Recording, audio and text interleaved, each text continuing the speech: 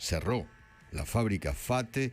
Cierra FATE después de más de 80 años. Las cadenas en los portones, así amaneció. FATE, porque están los trabajadores todavía en el techo. Dicen los dueños que vienen perdiendo plata hace muchos más años. Pero vamos a entrar en el misterioso y polémico mundo de los neumáticos. Últimamente se está hablando mucho de FATE, esta empresa que nació hace más de 80 años y es la principal fábrica argentina de neumáticos. Su dueño, el empresario Javier Madanes Quintanilla, decidió cerrar la planta en la que trabajaban 920 personas. Y yo quiero enfocarme en la historia de esta compañía tan emblemática. Desde sus inicios en 1940 fabricando impermeables de hule, hasta la pelea entre sus dos fundadores que terminó con juicios, acusaciones y un escándalo gigante. Esa disputa entre hermanos no fue por plata, sino por el ingreso de un socio muy ligado a la política argentina. Y ese socio fue justamente el que les permitió conseguir uno de sus negocios más grandes, la única fábrica de aluminio que existe en el país. Pero todo a su debido tiempo. Vamos mejor con la intro.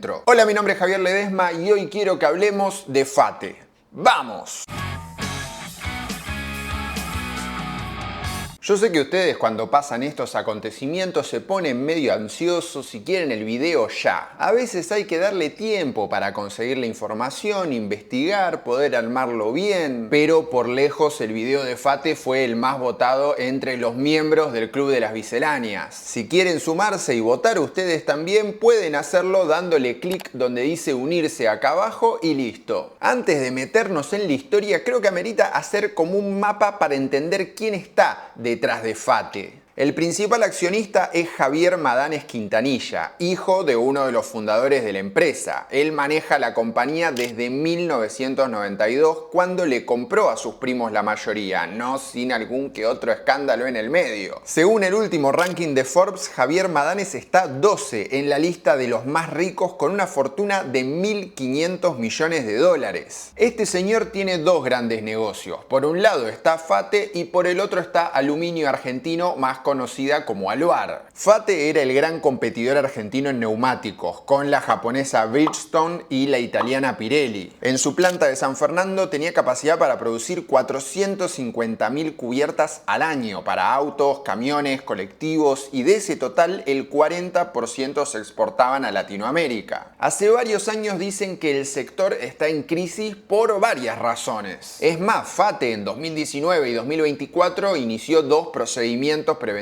de crisis para reducir su plantilla. Se quejaban de las altas cargas impositivas, de los problemas para conseguir dólares para pagar insumos y sobre todo venían con una pelea muy fuerte con el gremio. Hubo varios paros, bloqueos en las fábricas, negociaciones que nunca llegaban a ningún acuerdo. En el último tiempo de lo que más se quejaba la empresa era de la apertura de las importaciones que le había hecho perder mercado contra los neumáticos que llegaban desde Asia. Al mismo tiempo, desde el gobierno y los propios consumidores se quejaban de que los precios de los neumáticos eran muchísimo más caros y eso que se fabricaban acá. No sé si se acuerdan, pero hace unos años mucha gente se iba a Paraguay u otro país a cambiar las cubiertas porque la diferencia de precio era muy grande. Pero ahora había perdido mercado y de esa gran capacidad de 400.000 neumáticos al año, la producción efectiva de FATE era mucho más chica. Pero yo les dije que el grupo Madanes tenía otro gran negocio. Ellos son dueños de Aluar, la única fábrica de aluminio primario que existe en Argentina. Ahí producen unas 460.000 toneladas por año en Puerto Madryn y exportan entre el 70 y 80%. Aparte, el aluminio está en todos lados, en los trenes, aviones, barcos, las latitas, las bicicletas, o sea, es un elemento clave y ellos son los únicos que lo fabrican acá. Ahora bien, también hubo varias polémicas sobre cómo fue que los Madanes se quedaron con esa planta. El contrato ese viene en discusión hace más de 40 años, una eternidad. Pero ya vamos a llegar a ese punto. Primero tenemos que ver cómo empezaron con su negocio, porque hubo varias claves que hicieron crecer este imperio. Así que si les parece, empecemos por el principio.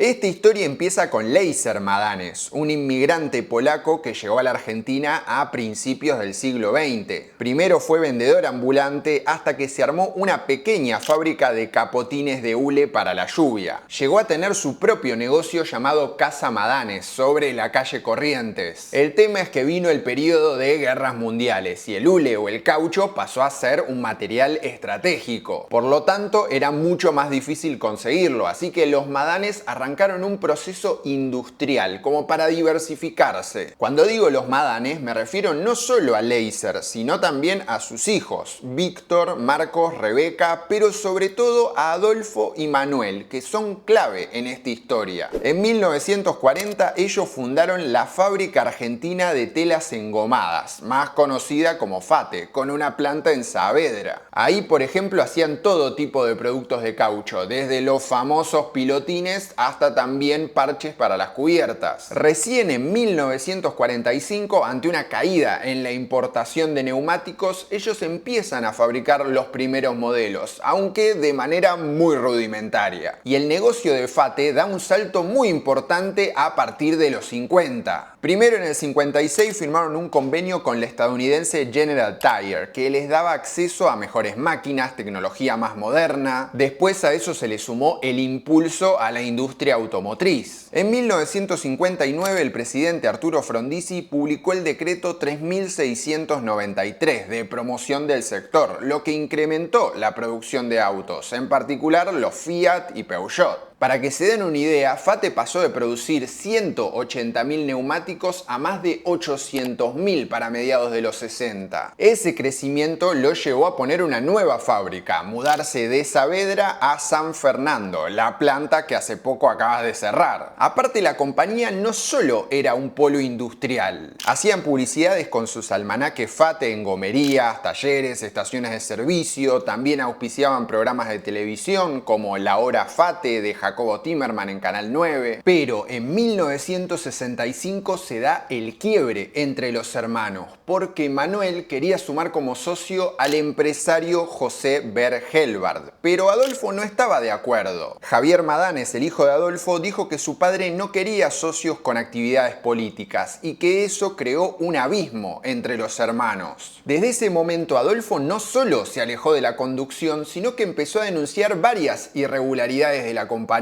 Y esta distancia siguió hasta la muerte de Adolfo Madanes en 1975, a los 63 años. Sin embargo, para entender la raíz del conflicto, tenemos que ir unos años más para atrás. José Bergelbard era un inmigrante polaco que se había hecho muy fuerte en el lobby empresario. Él era miembro del Partido Comunista y muy cercano a Perón. En los 50 fundó la Confederación General Económica, la CGE, que era como un grupo de empresas que apoyaban el plan económico del presidente. Cuestión que al parecer FATE en esa época tenía problemas para acceder a los dólares que necesitaba para comprar insumos. Y Adolfo Madanes le pidió a Helbard que intercediera ante el gobierno para tratar de solucionar esta situación. Ese fue el primer punto de contacto, pero habría más. Después, en los 60, Helbard le habría conseguido la plata que Manuel Madanes necesitaba para comprarle la parte de FATE al resto de sus hermanos, Víctor y Marcos. A cambio, Manuel lo hacía entrar como socio y ahí fue donde Adolfo no estuvo de acuerdo. ¿Por qué? Bueno, por todos esos vínculos con el gobierno, el partido, etc. También se dice que Manuel y Adolfo tenían visiones muy distintas con lo que tiene que ver con el futuro del negocio. Manuel quería diversificar, tener una estrategia más agresiva, mientras que Adolfo quería dejar todo como estaba. En 1965, Manuel Madanes y José Bergelbard fundan PCR S.A. Esa sociedad iba a pasar a controlar la mayoría de FATE. En teoría, uno de los pedidos de Manuel Madanes a Helbard fue que se aleje, al menos formalmente, del Partido Comunista. Aunque si lo pensamos bien, la sociedad se llamaba PCR, ¿no? Tampoco había mucha carpa ahí, ¿no? Entonces, los que quedaban como accionistas de FATE eran Manuel, Rebeca y Adolfo Madanes, los hermanos, y José Bergelbard con una parte de PCR. A partir de ahí, ese proyecto de expansión empezó a tomar forma. En 1969, FATE fabricó el primer neumático radial que se hizo en la Argentina. Ahora, vos me preguntás, ¿qué es un neumático radial? radial. ¿Cuál es la diferencia con uno convencional? No tengo ni idea, así que si hay algún experto por ahí del otro lado y lo quiere dejar acá abajo en los comentarios, yo agradecido. También la empresa lanzó una división de electrónica que se dedicaba a fabricar calculadoras, procesadores, microprocesadores. En ese proyecto trabajó Carlos Barsavsky, padre del empresario Martín Barsavsky y del cual hablamos en el video del proyecto de los Macri en Manhattan. Ese negocio después se cayó, según los Madanes, por la ley de Tierra del Fuego, ¿no? Para mandar a ensamblar los productos ahí, y al final lo terminaron cerrando. Pero lo que surgió por esos años fue una oportunidad mucho mayor. Estoy hablando de un negocio de cientos de millones de dólares por año, de tener casi el monopolio de un producto clave con un gran potencial exportador. Y este es el momento ideal para que se suscriban al canal. Si les gustan los contenidos que hago, simplemente tienen que hacer clic ahí donde dice suscribirse, y si ahora ya están suscriptos, ya hicieron clic, bueno, podemos pasar a lo más interesante. Durante el gobierno de facto de Onganía se creó el Programa de Desarrollo de la Industria del Aluminio, que dependía de una comisión que dependía de la Fuerza Aérea. El plan era instalar en la Argentina una fábrica de aluminio primario, pero no alcanzaba solo con la planta. Había que armar también una represa hidroeléctrica, porque la producción de aluminio es de uso intensivo de energía. Además había que hacer el tendido de las líneas eléctricas justamente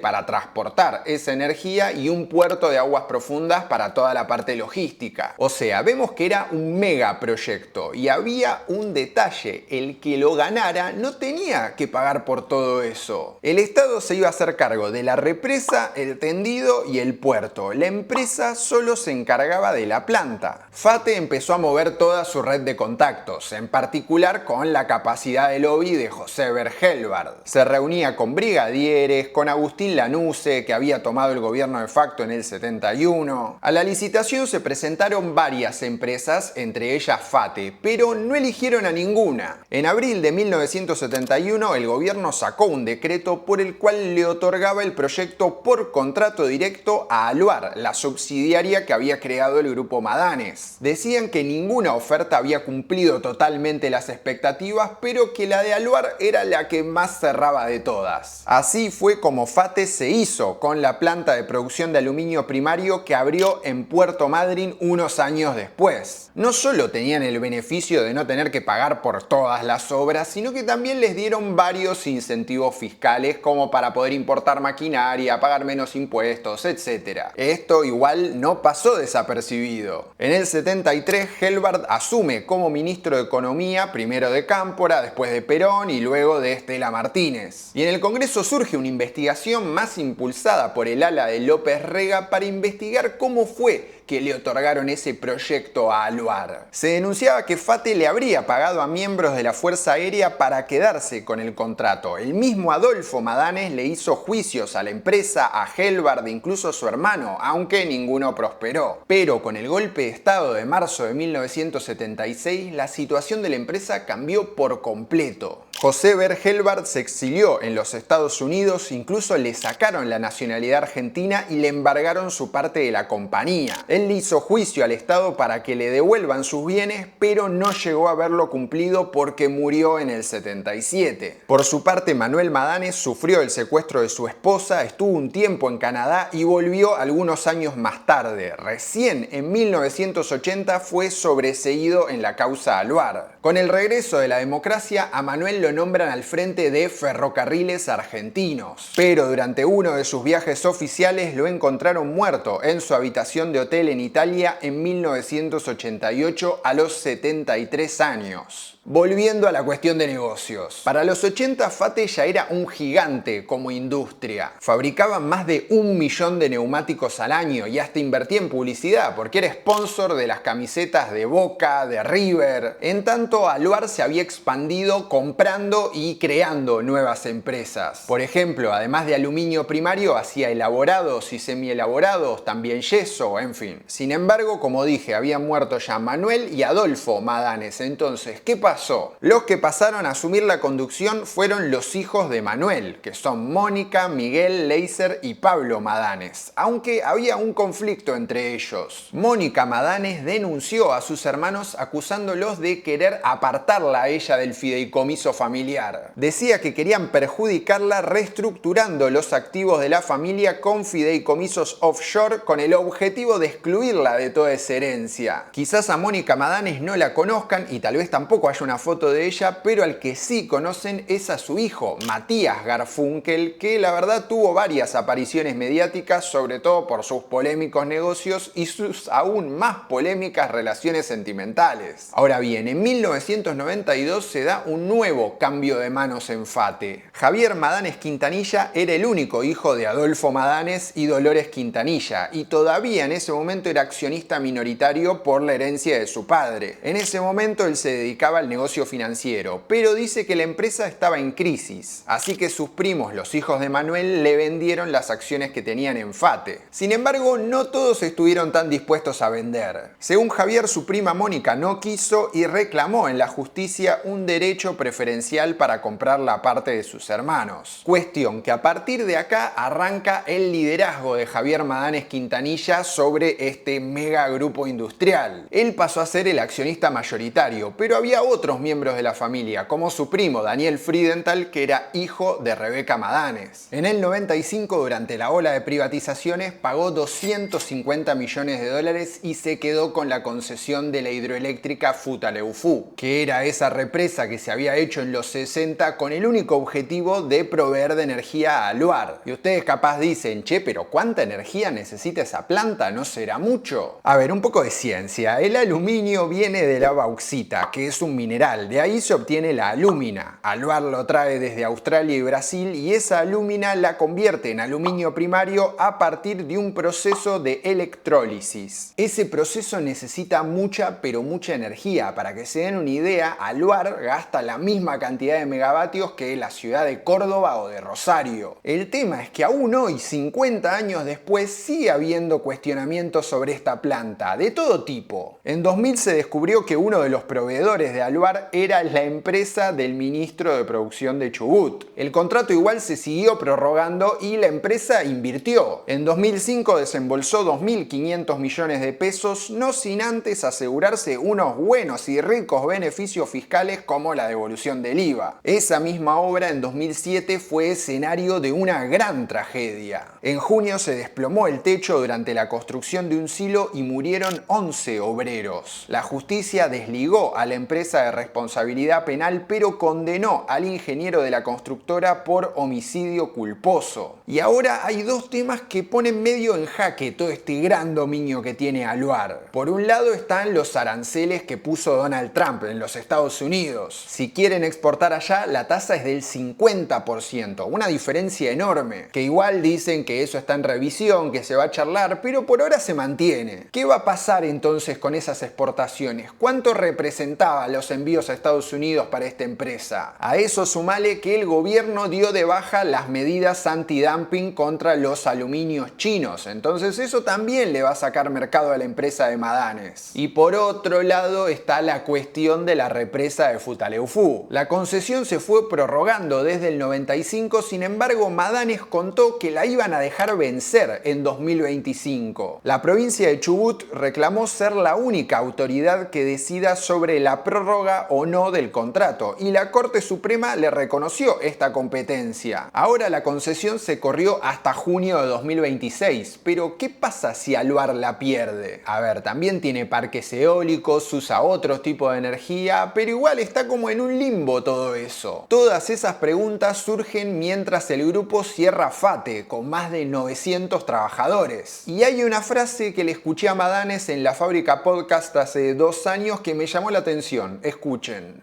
El día a día la parte financiera cierra el balance todos los días. Y uno está hasta abierto al otro día a retirarse, es como la noche en un casino. Uno puede retirar las fichas y se puede ir. Yo no vi en el sector industrial que exista algo parecido.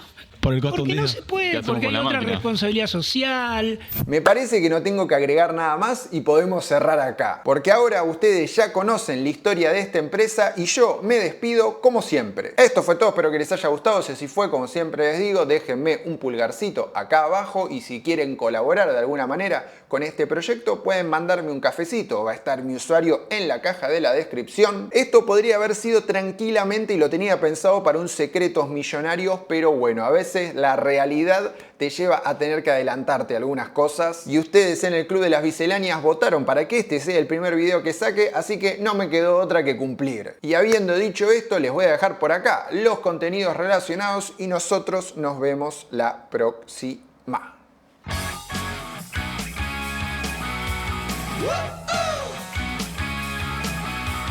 Whoa!